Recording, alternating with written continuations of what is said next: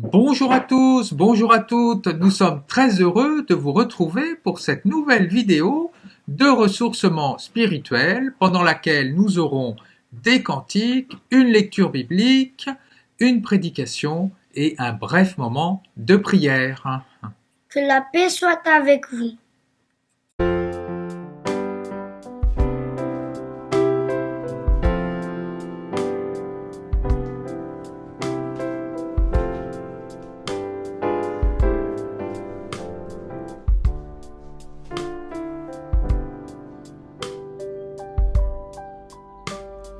Dieu de lumière élevé dans les cieux, rempli de grâce et de paix, environné de louanges et de feu, gardien de l'éternité.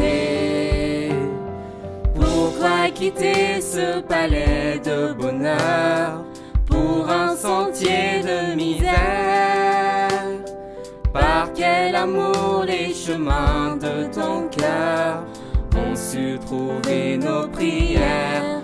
Reçois l'adoration,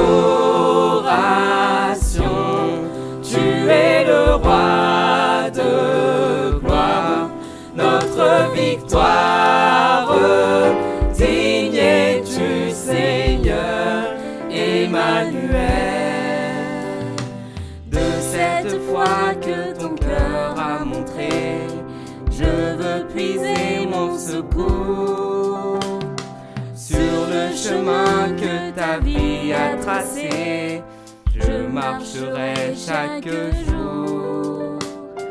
Garde mes yeux des attraits de ce monde, garde-moi près de la croix. En ce lieu saint où mon âme est féconde d'humilité et de joie, reçois l'adoration. Tu es le roi de gloire, notre victoire. Digne es-tu, Seigneur, Emmanuel. Reçois l'adoration. Tu es le roi de gloire, notre victoire. Digne es-tu, Seigneur, Emmanuel, Emmanuel, Emmanuel,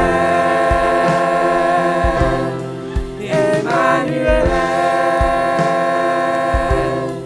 Emmanuel.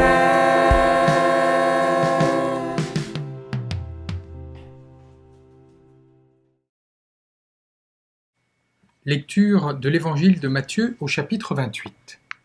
En ce temps-là, les 11 disciples s'en allèrent en Galilée, à la montagne où Jésus leur avait ordonné de se rendre. Quand ils le virent, ils se prosternèrent, mais certains eurent des doutes.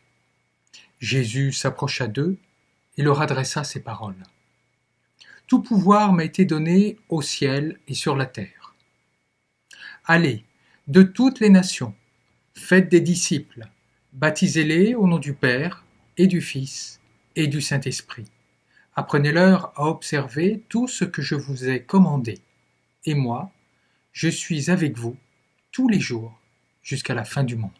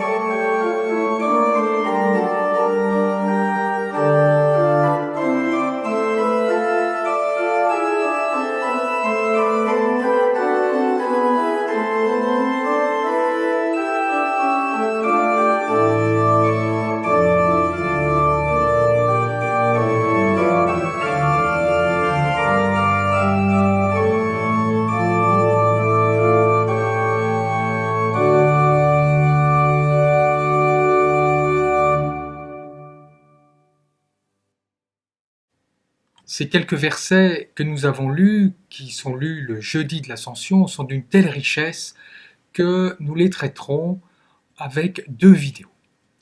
Tout d'abord, cette scène nous donne 3 aspects de la vie spirituelle du chrétien. Tout d'abord, la confiance, ensuite la vie spirituelle comme cadeau, et enfin la vie spirituelle qui n'est jamais achevée. La confiance. Les 11 vont sur la montagne, une montagne de Galilée, pour rencontrer Jésus. Ils sont convoqués.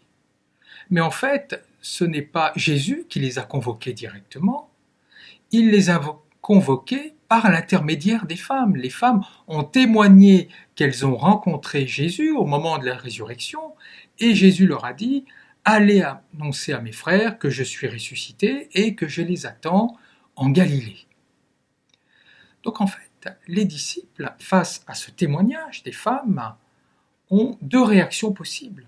Soit ils y croient, et alors dans ces cas-là, ils vont en Galilée sur la montagne, en haut de la montagne où Jésus les attend, ou alors ils n'y croient pas et ils restent là où ils sont. En fait, ce témoignage, le témoignage qu'ils ont reçu des femmes, demande qu'ils y mettent toute leur confiance. Pas de confiance, ils ne peuvent pas, s'ils n'ont pas confiance, ils ne peuvent pas voir Jésus. Et comme ils ont mis leur confiance dans ce témoignage des femmes, alors ils vont aller au lieu où Jésus les a convoqués, et là, ils vont pouvoir le voir. Ils vont pouvoir faire l'expérience de Jésus ressuscité. Ils vont pouvoir entendre Jésus qui leur parle. Eh bien, nous, on est dans la même situation, finalement, que les 11. Nous sommes convoqués par Jésus. Mais en fait, si nous avons une vie spirituelle, c'est parce que des témoins nous ont transmis, en quelque sorte, le goût d'avoir une vie spirituelle. Que ce soit nos parents, que ce soit des catéchètes, que ce soit des aumôniers, que ce soit des amis, des collègues, que sais-je. Tout cela nous a été d'abord suscité. Ce n'est pas parti de nulle part. Si nous allons à l'église, si nous lisons la Bible, si nous prions, c'est que déjà des témoins nous ont suggéré de le faire. En fait, la vie spirituelle est un pari. Des témoins nous ont dit, écoute, ça vaut le coup que tu te lances dans la vie spirituelle, ça vaut le coup de vivre la foi chrétienne. Mais au départ, on n'est sûr de rien. C'est un pari. En fait, c'est comme un joueur. Un joueur, il joue, il espère gagner le gros lot.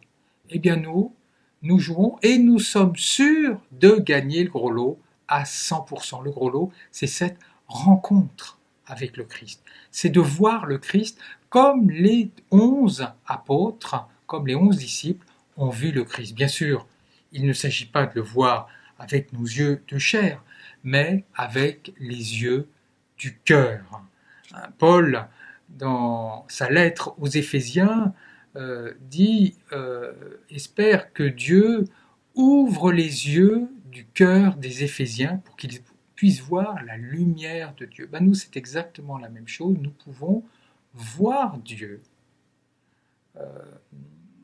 à l'issue, au cours plutôt, de notre vie spirituelle. Nous pouvons faire l'expérience de Dieu. Ce n'est pas un pari qui ne débouche sur rien dans notre vie. Non, nous pouvons déjà faire l'expérience du Christ. Même si ce n'est pas en pleine lumière, nous pouvons déjà l'entreapercevoir. Ceci dit, il y a des doutes.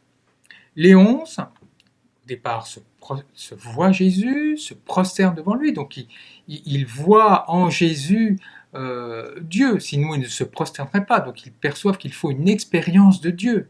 Mais juste après, ils ont des doutes. Alors certains exégètes sont très embêtés, ils se disent, mais c'est pas possible qu'ils aient eu des doutes juste après avoir vu Jésus, au moment quasiment même de voir Jésus. Donc peut-être que Matthieu s'est mal exprimé, il a voulu dire ils avaient des doutes sur ce que les femmes leur ont dit.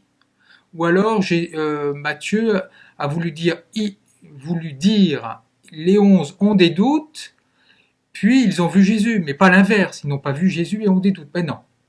En fait, ce que veut nous dire cette scène, c'est que dans la vie spirituelle, il y a vraiment des moments de clarté, des moments où la vie spirituelle semble limpide, lumineuse, et puis des moments vraiment d'obscurité.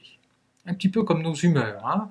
Un jour, on est vraiment dans la joie, et puis le lendemain, on est dans la tristesse, et on ne sait pas pourquoi, ou même au cours d'une même journée.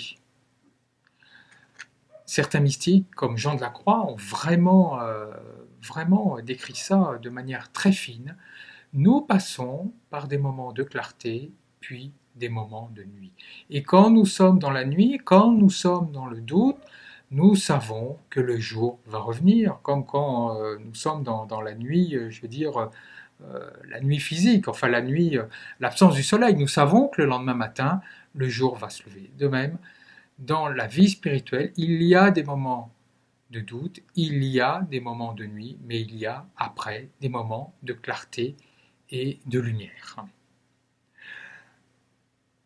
Ça, c'est le premier point. La vie spirituelle, elle naît parce que nous avons eu confiance en certains témoins, même s'il y a des hauts et des bas au cours de notre vie spirituelle.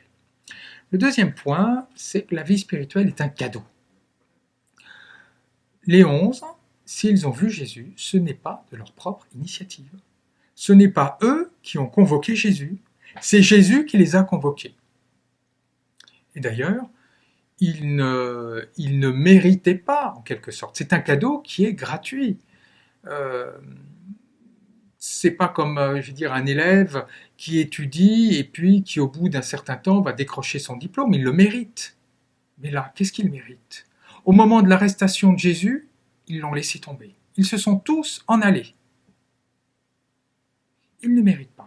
Et pourtant, malgré cela, bien qu'ils aient abandonné Jésus, au pire moment de sa vie, lui ne leur en tient pas rigueur et les convoque justement pour qu'ils puissent faire l'expérience de sa résurrection, l'expérience de la clarté. Et juste après, ils vont avoir des doutes. Jésus ne leur en tient pas rigueur, il s'approche d'eux à nouveau et il leur parle. Eh bien nous, c'est exactement la même chose. La vie spirituelle est un cadeau. Elle nous est donnée, comme la vie, comme finalement notre vie. Nous ne l'avons pas demandé, elle nous a été donnée par nos parents. L'éducation, nous ne l'avons pas méritée, elle nous a été donnée. C'est comme l'amour de nos proches, que ce soit nos parents ou pour d'autres peut-être des grands-parents, un oncle, une tante, un instituteur. Tout cela nous a été donné sans aucun mérite de notre part, préalable, sans l'avoir gagné. Eh bien là, c'est exactement la même chose. La vie spirituelle nous est donnée. Si nous menons une vie spirituelle, c'est que nous avons le désir de cette vie. Et ce désir nous a été donné par Dieu. Ça, c'est le premier point. Et même si nous abandonnons la vie spirituelle, même si nous abandonnons Dieu, même si nous le rejetons, Dieu reviendra toujours vers nous comme une mère aimante ne tiendra pas rigueur de la colère, des coups de colère de son petit enfant, mais va sans cesse, malgré tout, revenir vers lui. Donc vraiment, la vie spirituelle nous est donnée. Et cela n'exclut pas notre liberté. Les 11 ont été convoqués, mais ils n'étaient pas obligés de répondre à cette convocation. Jésus ne les a pas pris par la peau du cou pour les amener à la montagne de Galilée. Ils y sont allés tout à fait librement. Jésus, alors qu'ils étaient à Jérusalem, ne s'est pas imposé à eux en leur apparaissant en quelque sorte à Jérusalem sans qu'ils aient rien demandé. Non. Il les a convoqués par l'intermédiaire des femmes, donc ça a été un cadeau, mais ils ont été libres d'entrer dans cette démarche, d'aller sur cette montagne de Galilée pour rencontrer Jésus. Eh bien nous, c'est exactement la même chose. Nous restons libres, comme finalement un malade qui risque la mort, mais son médecin lui proposerait un médicament. Il ne va pas l'obliger à prendre son médicament. Déjà, le médicament qu'il lui propose est une grâce. Cela va lui permettre de lui sauver la vie. Il ne va pas l'obliger.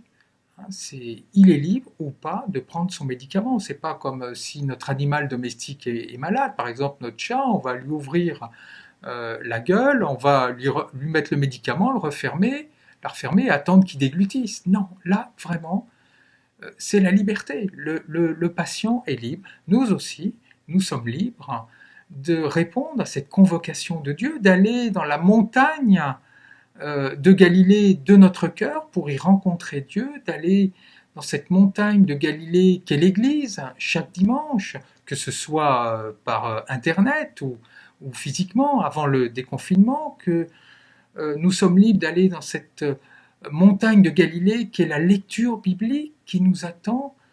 Nous sommes libres de mener une vie spirituelle ou pas. Elle nous est offerte à nous de vivre cette vie spirituelle ou pas. Donc voilà, la vie spirituelle est un cadeau que nous sommes libres ou pas d'accepter. Dernier point, très rapidement, la vie spirituelle n'est jamais achevée. Les 11 apôtres, plutôt non, on ne les appelle pas les apôtres. Matthieu les appelle les 11 disciples. Et dans la langue biblique, disciple, mathetes, ça vient de mantanein, celui qui apprend. C'est-à-dire que les 11, bien qu'ils aient été pendant 3 ans à l'école de Jésus, que Jésus leur a donné l'essentiel de ce qu'ils devaient savoir sur la prière, sur l'éthique, sur l'espérance, eh bien malgré tout, leur vie spirituelle n'est pas achevée. Elle ne fait même que commencer. Ils ont toujours à apprendre. Et ils sont toujours disciples, ils sont toujours élèves de Jésus-Christ. Eh bien nous, c'est exactement la même chose.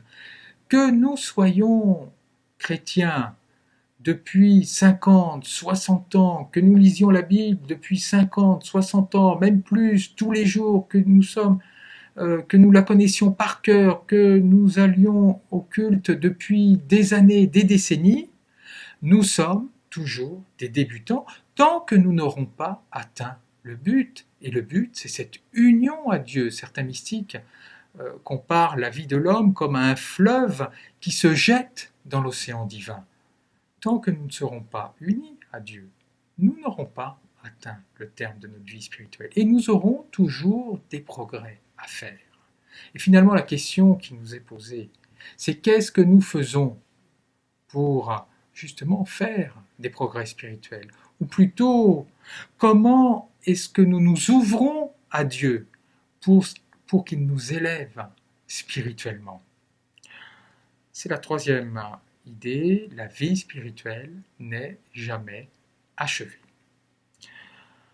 Alors pour conclure, je rappellerai les 3 idées importantes, en tout cas 3 idées, il y en a plein d'autres, de ce très beau passage que nous avons lu.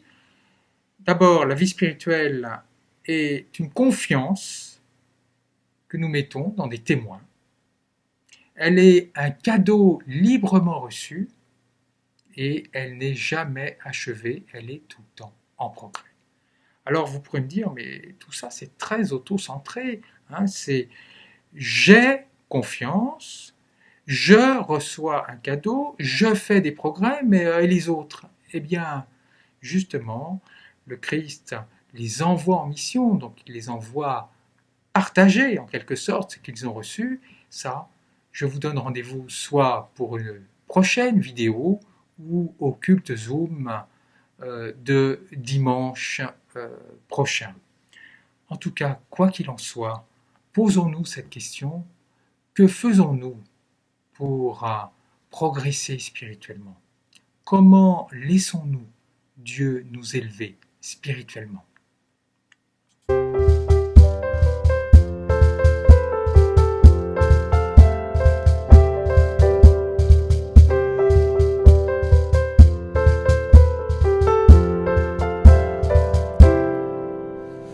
Je veux me réjouir dans le Dieu